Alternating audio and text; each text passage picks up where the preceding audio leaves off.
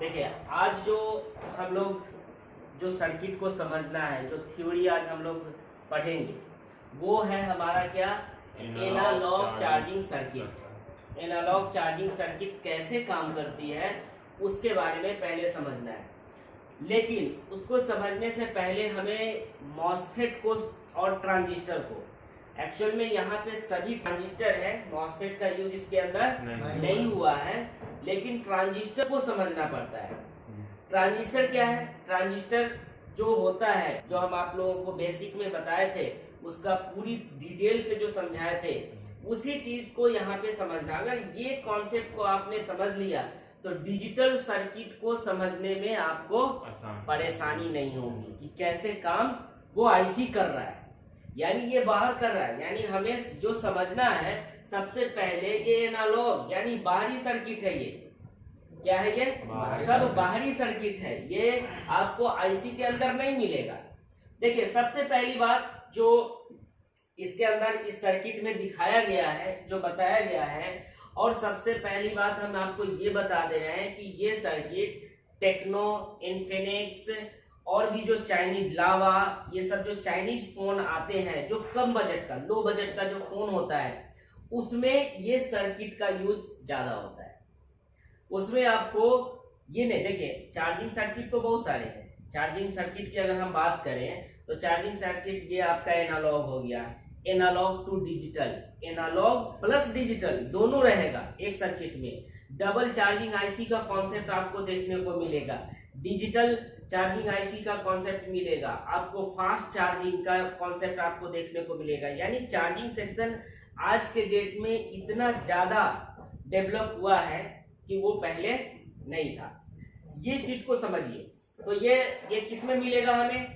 Techno के phone में, Infinix के फोन में, लावा के फोन में, जो भी ये ब्रांड है, ये सभी जो लो बजट का जो फोन होता है, वो सब कौन सा सर्किट यूज करता है? Analog circuit. जो 5000 6000 में जो यूज होता है, वो आपको देखने को यहाँ पे मिलेगा। देखिए, इसमें सबसे पहले यहाँ पे देखा जाए तो ये एनपीएन क्या है? एनपीएन ट्रांजिस्टर है। ये भी देखा जाए तो ये भी क्या है? ये भी एनपीएन है ना? और ये देखा जाए तो ये क्या है? पीएनपी है। गुड। ये हमारा क्या है? पीएनपी ट्रांजिस्टर ये भी है, और ये भी क्या है? पीएनपी। तो पीएनपी हम लोगों को पता है कि ये सिर्फ और सिर्फ वोल्ट को रेगुलेट कराने में इसका यूज होता है। एक्चुअल में ट्रांजिस्टर का मेन काम क्या है? क्या करना है? मेन वही काम है। बाकी इसका एम्प्लीफिकेशन हो गया, ऑसिलेशन हो गया, रेगुलेटर हो गया, ये सर्किट को बनाया जाता है, लेकिन इसका मेन एक ही काम है। वो काम क्या है? स्विचिंग करना है। जी देखिए, एक सर्किट कैसे काम कर रहा है हम थोड़ा डीप से समझते हैं इसको, ठीक है? देखिए, सबसे पहला जो काम होता है वो 5 वोल्ट हम जैक में एंट्री देते हैं। 5 वोल्ट की एंट्री होती है या नहीं होती है? होती है ना? अब यही वोल्टेज चला जाता है एक डायोड के पास, 5 वोल्ट है। देखिए, सभी डायोड कैपेसिटर के पास ये सभी 5 वोल्ट ही आएंगे। लेकिन भाई, चार्जर आपने लगाया है तो उसकी भी तो कोई डिटेक्ट करने वाला होगा कि नहीं? हाँ भाई, किसी ना किसी को तो इंफॉर्मेशन मिलना चाहिए ना कि हाँ भाई, इसके अंदर, फोन के अंदर हमारी क्या लगी है? चार्जर लगाया गया है। अब वो चार्जर लगा है कि ओटीजी लगा है, ये एक ही जैक से ही ना दोनों का पता चलता है, ठीक है ना? तो ओटीजी लगा या चार्जर लगा, उसकी भी डिटेक्शन होनी चाहिए। तो देखिए, 5 वोल्ट की जब एंट्री होती है तो आप देख रहे हैं कि यहाँ पे एक डिवाइडर सर्किट बना हुआ है जी सर। जो डिवाइडर सर्किट की अगर आप बात करेंगे, डिवाइडर सर्किट को फॉर्मूला पे अगर जाएंगे, कैलकुलेट करेंगे, तो आपका जो वोल्टेज निकलेगा वो 0.50 वोल्ट मिलेगा। तो इस लाइन को क्या बोला गया? DC DT. इसे क्या बोला गया? DC DT, voltage charge detect, यानी वहां पे डिटेक्शन होगी। ठीक उसी तरह से हमारा यहाँ पे 5 वोल्ट एंट्री होती है। पैरेलल रजिस्टर दो लगा हुआ है, यहाँ पे 3.3 और 3.3। तो पैरेलल रजिस्टर का भी हम लोग कॉन्सेप्ट अच्छी तरह से समझे हैं। पैरेलल में जब हम उसको जोड़ते हैं तो वो हमारा रिजल्ट क्या आता है? उसकी भी फार्मूला है कि नहीं है। तो यहाँ पे जो सप्लाई जाएगी ये 5 वोल्ट यहाँ एंट्री हुई है, तो यहाँ पे आपको 2.5 वोल्ट या 2.7 वोल्ट चार्ज एलडीओ के रूप में मिलेगी। किसको? पीएमआई, यानी MT 6357 57 हो या 57 CRV हो, जो भी यूज किया गया हो, तो यहाँ से 5 वोल्ट और यहाँ से 2.5 वोल्ट यहाँ पे मिली है कि ना? मिल गई। उसके बाद वही सप्लाई जो है 5 वोल्ट की सप्लाई, जो हमारा पीएनपी ट्रांजिस्टर है, क्या है? पीएनपी ट्रांजिस्टर जो है उसके इमीटर, यानी दोनों ये पैरेलल ट्रांजिस्टर लगी हुई है कि नहीं? दोनों पैरेलल है ना, दोनों का बेस एक है, दोनों का कलेक्टर एक है, दोनों का इमीटर पिन एक है कि नहीं? तो यहाँ पे इमीटर पिन पे 5 वोल्ट एंट्री होती है। इसकी कितनी होगी? 5 वोल्ट एंट्री हो जाएगी। अब ये 5 वोल्ट एंट्री हो गई, ठीक है, तो हम आपको पहले भी बता चुके हैं, ये 5 वोल्ट यहाँ पे एंट्री हुई है, तो यहाँ पे भी क्या हुआ है, एक 2.5 वोल्ट की सप्लाई इसके बेस को मिलेगी। कौन है? एनपीएन। क्या है? एनपीएन है। ये हमारा कौन सा ट्रांजिस्टर है? एनपीएन ट्रांजिस्टर है ना जी सर। अब ये एनपीएन ट्रांजिस्टर है। अब देखिए, जैसे ही अब इस ट्रांजिस्टर को भाई ऑन होना होगा, तभी चार्जिंग सर्किट क्या करेगी? काम करेगा। समझ में आ रहा है कि नहीं? ठीक है ना।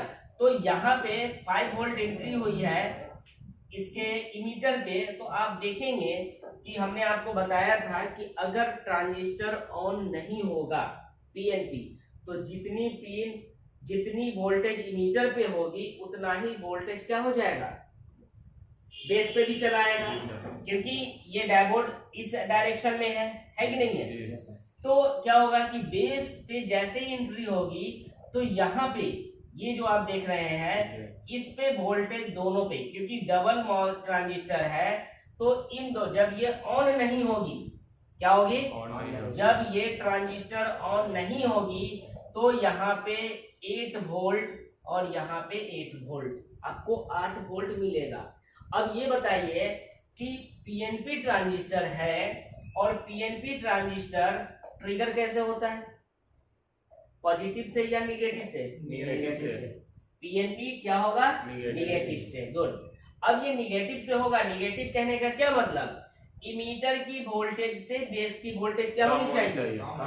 कम होनी चाहिए। जब तक कम नहीं होगी तब तक ये ट्रिगर नहीं होगा। ये वोल्टेज को रेगुलेट नहीं करेगा, ये जहां पे है वहीं पे रहेगा, वोल्टेज आगे नहीं जाने देगा। तो इस कंडीशन में हमें इस ट्रांजिस्टर को ऑन करना पड़ेगा। जब तक ये ऑन नहीं होगा तब तक ये वोल्टेज क्या करेगा? 8 वोल्ट जो बना हुआ है। अब बताइए, इमीटर पे कितना वोल्ट है? 5 वोल्ट। बेस पे कितना वोल्ट है? 8 वोल्ट। कभी भी ये ट्रांजिस्टर ऑन होगा नहीं, क्योंकि ये कॉन्सेप्ट ही नहीं है इसका ऑन होने का, क्योंकि इसका जो कॉन्सेप्ट है, इमीटर की वोल्टेज से बेस की वोल्टेज डाउन होनी चाहिए, चाहे वो 0.50 वोल्ट ही क्यों ना हो, लेकिन वहां से कम होनी चाहिए। अब देखिए यहाँ पे क्या होगा कि अब इसको ऑन होने के लिए क्या करना है? क्या होना है? ऑन होने के लिए हमें क्या करना होगा? अब देखिए, इसको ऑन होने के लिए हमें क्या करना है कि जैसे ये कितना वोल्ट एंट्री हुई है? 2.5। कितना है? 2.5 वोल्ट एंट्री हुई है। लेकिन एनपीएन है तो ये पॉजिटिव से ट्रिगर होगा कि निगेटिव से? किससे होगा? पॉजिटिव से ट्रिगर होगा। तो पॉजिटिव कहने का क्या मतलब? इमीटर की वोल्टेज से बेस की वोल्टेज क्या होनी चाहिए? ऊपर होनी चाहिए, तभी जाकर ये ऑन होगा ना। तो मान लीजिए यहाँ का वोल्टेज से यहाँ पे ये जैसे ही एंट्री हुई 2.5 वोल्ट, तो ये ट्रांजिस्टर क्या हो गया? ऑन हो गया, यानी स्विचिंग शुरू हो गई। अब स्विचिंग जैसे ही शुरू हो गई, तो स्विचिंग हम लोगों को पता है किसके किसके बीच में होता है? कलेक्टर और इमीटर के बीच में। स्विचिंग किसके बीच में? कलेक्टर और इमीटर के बीच में होती है। तो यहाँ पे कलेक्टर हो गया और ये इमीटर हो गया, तो जैसे ही ये स्विचिंग करेगी तो ऑटोमेटिक यहाँ पे क्या होगा कि ये वोल्टेज जो 8 वोल्ट यहाँ पे बनी है वो हो जाएगी यहाँ पे 4.5 वोल्ट। तो जैसे ही ये 4.5 वोल्ट होगा तब हमारा चार्जिंग सर्किट क्या हो जाएगा, क्या हो जाएगा, ऑन हो जाएगा। अब ये यहाँ पे हमारा चार्जिंग ऑन होगा तो ये कलेक्टर पिन से क्या होगा, कलेक्टर पिन से यहाँ पे देखा जाए तो 0.056 मिली ओम का रजिस्टर लगा होता है। क्या लगा होगा, रजिस्टर। ये इसको हम लोग बोलते हैं current sense register. Current sense क्या होगा, करंट सेंस। जब हम बैटरी को यहाँ पे डालते हैं तो बैटरी के अंदर करंट स्टोर जो होता है वो यहीं से, अगर ये खराब रहा, ये इसका ओम मिली ओम में जो रजिस्टर है अगर ये गड़बड़ रहा तो फिर हमारा फेक चार्जिंग में चला जाएगा फोन।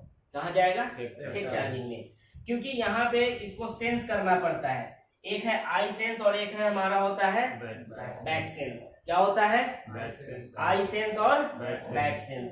तो आई सेंस यानी जो इसने आउट किया, यानी वोल्ट को रेगुलेट करके जो करंट बनाया है उसको इसने जो आउट किया, तो इसका इनपुट सेंस ये क्या हो जाएगा, इनपुट सेंस। यानी चार्जिंग जो बैटरी के लिए जो करंट इनपुट कर रहा है वो हो जाएगा इनपुट सेंस। अब ये क्या करेगा कि यहाँ से बैटरी, यानी ये बैटरी लगी हुई है ना इसकी, तो ये बैटरी को सेंस करेगा, यानी एक आई सेंस और एक बैक सेंस। तो एक बैटरी को सेंस करेगा कि भाई बैटरी कितना परसेंट चार्ज है, कितना परसेंट डिस्चार्ज है, ये सारी इंफॉर्मेशन किसको मिलेगा, बैक सेंस से। किस आईसी को, पावर आईसी को, ठीक है ना। एक इसमें मेन लॉजिक आता है। मेन लॉजिक क्या होता है सो समझिए कि अब कहीं ओवर वोल्टेज अगर हम लोग देते हैं, इसके अंदर हमारा ओबीपी सर्किट नहीं होता है। क्या है, ओबीपी सर्किट इसके अंदर अभी फिलहाल में नहीं है। जिसमें देगा तो वो तो डिजिटल हो जाएगा। डिजिटल जितने भी होंगे उसमें ओबीपी सर्किट होंगे। एनालॉग, चाहे एनालॉग हो या फिर डिजिटल हो, उसमें ओबीपी सर्किट होता है। एनालॉग और डिजिटल दोनों एक साथ अगर किसी का देता है, किसी सर्किट बनाता है तो उसमें ओबीपी होता है। जिसमें ओनली क्या देगा, सिर्फ और सिर्फ दे रहा है क्या, एनालॉग सर्किट, तो उसमें ओबीपी देखने को आपको नहीं मिलेगा। तो इसको ओबीपी से बचने के लिए एक लाइन लगाया है, एक लाइन होता है। इस लाइन को हम लोग बोलते हैं क्या, EOS। क्या है, EOS।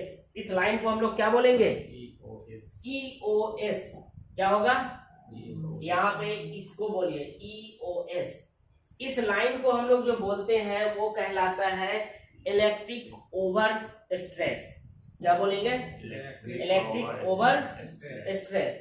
तो EOS लाइन कब एक्टिव होगा, जब यहाँ पे ओवर वोल्टेज आएगा।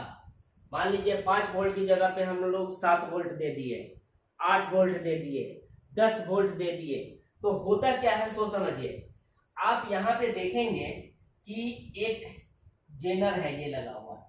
क्या है भाई, जेनर डायोड है। यही से मेन कॉन्सेप्ट EOS की जो लाइन होती है वो यहीं से काम करती है। कैसे करती है सो देखिए। जैसे ही यहाँ से EOS होगा तो अगर यहाँ पे 5 वोल्ट के बजाय, क्योंकि ये डायोड का वैल्यू क्या है कि भाई ये 5 वोल्ट जो वोल्टेज एंट्री होगी वो आसानी से जाने देगी, लेकिन जैसे ही 6 वोल्ट होंगे या फिर जैसे ही 7 वोल्ट होंगे तो ये 5 वोल्ट से एक्स्ट्रा जो भी वोल्ट आएगा वो क्या कर देगा, रिवर्स कर देगा। क्या करेगा, 5 वोल्ट से एक्स्ट्रा जो भी वोल्ट आएगा वो रिवर्स कर देगा। मान लीजिए यहाँ पे 6 वोल्ट एंट्री ली, क्या ली, 6 वोल्ट एंट्री ली, तो 6 वोल्ट जैसे एंट्री लेगी तो यहाँ पे 1 वोल्ट आएगा कि नहीं, 5 वोल्ट बना हुआ है तो 1 वोल्ट वहां से क्या हो जाएगी, वो रिवर्स हो जाएगी। अब वही रिवर्स यहाँ पे देखिए, ये 1 वोल्ट यहाँ पे आएगी। कहाँ पे आएगी, रजिस्टर पे। तो ये डिवाइडर सर्किट बना हुआ है। मान लीजिए 1 वोल्ट आए तो इसका आधा कितना हो जाएगा, 0.5 वोल्ट। जैसे इसको बेस पे मिलेगा क्या, 0.5। इमीटर से बेस का वोल्टेज क्या है, ज्यादा है या कम है, ज्यादा है, क्योंकि इमीटर इसका क्या है जी, ग्राउंड है। तो ग्राउंड यानी 0 वोल्ट, और यहाँ पे 0.5 हो गया तो ज्यादा हो गया ना। अब ये क्या करेगा कि ये स्विचिंग करेगा किसके बीच में, कलेक्टर और इमीटर के बीच में। जैसे ही ये स्विचिंग करेगा तो ईओएस ये तुरंत यहाँ पे एक इंफॉर्मेशन दे देगा किसको, इसके बेस को। बेस पे जो वहां पे वोल्टेज बन रहा था कितना 2.5 वोल्ट बन रहा था, अब ये वोल्टेज हो जाएगा 0। क्यों? क्योंकि ये दोनों जब शॉर्ट हो जाएगा तो यहाँ का वोल्टेज हो जाएगा क्या, 0। और जब ये 0 होगा तो ये ट्रांजिस्टर ऑफ हो जाएगा। क्या हो जाएगा, ये ट्रांजिस्टर ऑफ होगा। और ये जब ये ट्रांजिस्टर ऑफ होगा तो यहाँ का जो 4.5 वोल्ट बन रहा था, अब फिर ये वापस कितना वोल्ट आ जाएगा, 8 वोल्ट। चार्जिंग सर्किट क्या हो जाएगा, क्या होगा, बंद हो जाएगा, चार्जिंग सर्किट स्टॉप। तो ये सब कहाँ का खेल है, यहाँ ये डायोड का, ये जेनर डायोड। जैसे ही एक्स्ट्रा वोल्टेज यानी ईओएस इलेक्ट्रिक ओवर स्ट्रेस, क्या होता है, इलेक्ट्रिक ओवर स्ट्रेस, जैसे ही ओवर वोल्टेज मिलेगा हमारा ईओएस सर्किट इनेबल हो जाएगा। ठीक है ना, क्लियर हुआ। अब देखिए, अब बैटरी कैसे चार्ज होगी, क्या होगी, बैटरी को हम लोग कैसे चार्ज होते हुए देखेंगे। तो भाई यहाँ पे भी क्या है, टेम्परेचर की लाइन होती है। जैसे एमटीके में हम आप लोगों को बताए हैं कि बैट ऑन जो होती है वो होती है क्या, थर्मल की लाइन यानी टेम्परेचर की लाइन। बैट आईडी जो होती है वो बैटरी की आइडेंटिफिकेशन होती है। तो यहाँ पे क्या होगा कि बैट ऑन जो होता है, और देखिए टेक्नो और इन्फिनिक्स की जो बैटरी कनेक्टर होती है थोड़ा अलग होती है कि नहीं। अलग मतलब कहने का मतलब क्या होगा, या अमूमन आप लोग देखे होंगे कि ये दोनों पिन दोनों के किनारे में होता है पॉजिटिव, और आईडी और थर्मल क्या होता है, बीच में होता है। लेकिन यहाँ पे बीच में नहीं है, दोनों किनारे में है, तो इसलिए ये चाइनीज में आ जाता है। तो यहाँ पे क्या होगा कि बैट ऑन, तो बैट ऑन यानी बैटरी की जो इंटरनल सर्किट है उसके अंदर कुछ टेम्परेचर ओवर तो नहीं हुआ है, उसकी जानकारी कौन लेगा। तो यहाँ पे देखिए सबसे पहले T reference PMU, T reference PMU यानी पावर आईसी से पहले यहाँ पे सप्लाई आती है, जो 16.9 किलो ओम का रजिस्टर होता है। यहाँ पे क्या होता है, 16.9 किलो ओम का, और ये 1K से ये वापस सीधा चला जाएगा कहाँ पे, पावर में, वापस फिर पावर में चला जाएगा कि हाँ भाई यहाँ का टेम्परेचर ओके है। लेकिन अगर बैट आईडी की बात करें, बैटरी आइडेंटिफिकेशन की बात करें, बैटरी आइडेंटिटी की बात करें, तो यहाँ पे क्या होगा कि यहाँ पे पीएमयू से 1.8 वोल्ट तो यहाँ मिली इसको, जो 39 किलो ओम का एक क्या है रजिस्टर लगा हुआ है। अब ये 39 किलो ओम के रजिस्टर से सीधा बैट आईडी का जो यहाँ पे वोल्टेज आएगा वो सीधा चला जाएगा किसके पास, सीपीयू के पास। यानी बैटरी की आइडेंटिफिकेशन कौन करेगा, सीपीयू करेगा, और बैटरी की टेम्परेचर को कौन सेंस करेगा, पीएम करेगा। ठीक है ना। तो इसमें एक सबसे बड़ा जो लॉजिक होता है वो मेन है EOS। ये आपने समझ लिया तो समझ लीजिए। हाँ, सबसे बड़ी बात, अगर चार्जिंग से प्रॉब्लम आती है इस सेक्शन में यानी एनालॉग सर्किट में, तो आप ट्रांजिस्टर को पहले ये चेक कीजिए कि भाई कौन सा ट्रांजिस्टर कोई खराब तो नहीं है। अगर ये ट्रांजिस्टर खराब रहेगा, सर्किट शॉर्ट रहेगा, तो यहाँ पे 8 वोल्ट बन जाएगा। इसके बेस पे, पीएनपी के बेस पे अगर 8 वोल्ट बन गया तो समझ लीजिए वहां पे हमारा क्या है कि हमारा जो ये ट्रांजिस्टर है वो क्या है, क्या है, खराब है, ऑफ है, ये ऑन नहीं है। इस वजह से यहाँ पे हमें कितना वोल्टेज चाहिए थी, 4.5, यानी इमीटर की वोल्टेज से बेस का वोल्टेज कम होना चाहिए, इस वजह से। अब देखिए यहाँ पे क्या होगी, जैसे ही ये स्विचिंग होगा तो यहाँ पे क्या होता है कि यहाँ से एक वोल्टेज ड्राइव VDRV की सप्लाई जो है किसको मिलती है, पावर आईसी। किसको, पावर आईसी को क्या मिलेगी। ऐसे में अगर ये बताइए सबसे पहली बात कि आउटपुट पिन एमपीएन में कौन होती है, एमपीएन में, हाँ, आउटपुट, हाँ, इमीटर होती है। क्या होगी, आउटपुट पिन कौन है, इमीटर, और इनपुट पिन कलेक्टर। गुड। यानी यहाँ पे अगर देखा जाए एनपीएन ट्रांजिस्टर में कभी भी आप देखिएगा तो इनपुट पिन हमेशा कलेक्टर होती है और आउटपुट पिन इमीटर होती है। तो जैसे ही ये ट्रांजिस्टर ऑन होगा तो यहाँ से आउटपुट करेगा ना, लेकिन एक्चुअल में देखा जाए तो स्विचिंग तो इमीटर और कलेक्टर ही करता है, करेगा कि नहीं? तो जब ये करेगा तो कलेक्टर और इमीटर, तो उसी का नहीं यहाँ पे डीआरबी सप्लाई जाएगा। हाँ यहाँ भाई, यहाँ पे हम ऑन हो चुके हैं, यहाँ का जो वोल्टेज 8 वोल्ट था उसको हम 4.5 वोल्ट कर चुके हैं। हम पावर आईसी को इंफॉर्मेशन दे देते हैं। अब ये चार्जिंग सर्किट हमारा कंप्लीट काम करना शुरू कर देगा, ठीक है ना? तो ऐसे होता है हमारा क्या, एनालॉग चार्जिंग सर्किट। यानी आपको अगर समझना है, देखना है कि हाँ ये सर्किट कैसे काम कर रहा है, तो इसको समझना बहुत जरूरी है, ठीक है? तो आप लोगों को कोई दिक्कत होगी इसमें? हाँ नहीं होगी ना?